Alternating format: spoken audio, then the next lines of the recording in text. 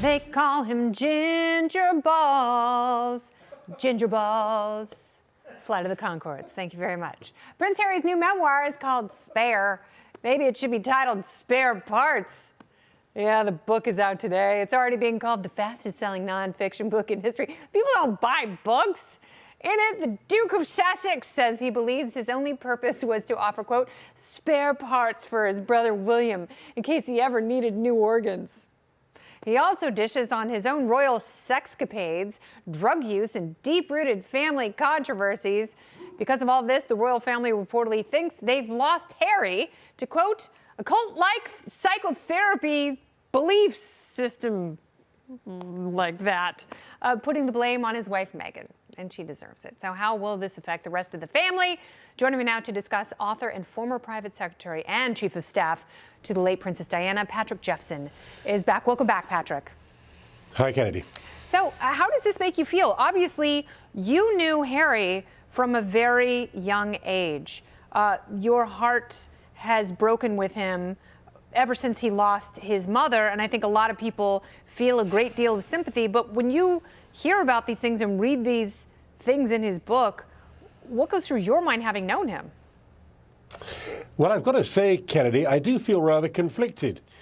Harry, as a little boy, when I knew him, was always getting into scrapes. You know, he was a bit of a troublemaker, always going top speed, crashing into things, making too much noise.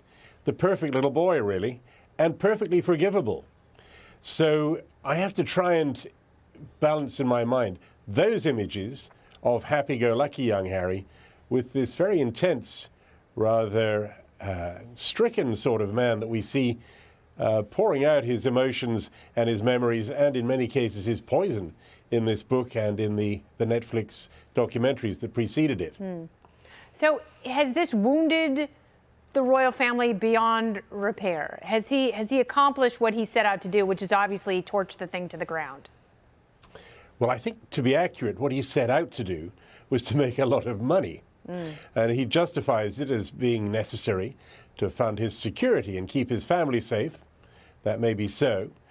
Nothing's happening in Montecito. I've been there a bunch of times. It's a bunch of fancy old rich people.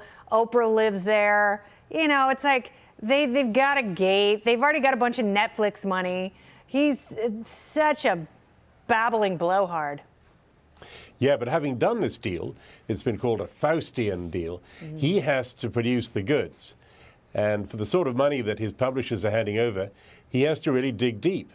Now, it's helped by the fact that he is obviously very angry. What really strikes you in the book is that obviously his life was scarred and in many ways shaped by the tragic death of his mother, something that he quite rightly deserves endless sympathy for. Yes.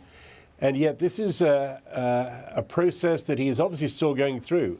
His grieving, his sense of loss, has now fueled his anger against the media, who he largely holds responsible for his mother's death, and also but against he sure members needs of the his media family. now. You know, this is a person like he is betting the whole thing that the media will keep asking endless questions. Like, he needs them to sell books. He needs them to tell his story. So you're absolutely right about that. It is a deal with the devil. But who is the devil? Is Meghan the devil? Well, the thing is that the devil seems to be all over the place.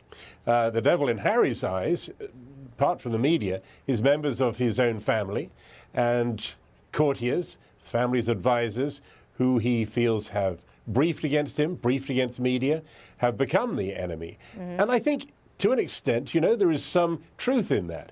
The way the palace has run its media operations over the last 20, 30 years is not always terribly attractive.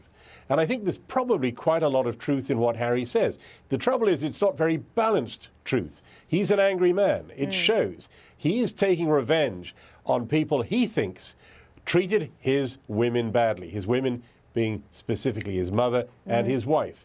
He's an angry man. Yes, he does not like Camilla. He says that Camilla was behind most of it. He and William begged their dad not to marry her, and that she plants all these horrible stories about him and about William. And I get it. You know, that part's got to kind of suck. But if he really wants to get away from it, move to New Zealand. Move to the Shire. I mean, literally, he can do that, and he would never be found. And he could bring his children up in peace and anonymity, but he needs it. He's a drama queen. And that's really the only royalty he'll be from here on out. Patrick, always good to talk to you. You're wonderful. And people can listen to our podcast, Kennedy Saves the World, Spotify, Apple News, Apple Podcasts, Fox News Podcasts, and wherever you listen to yours. You can find Patrick in depth. He's a very smart man. Thank you, dear. Thanks, Kennedy. Absolutely.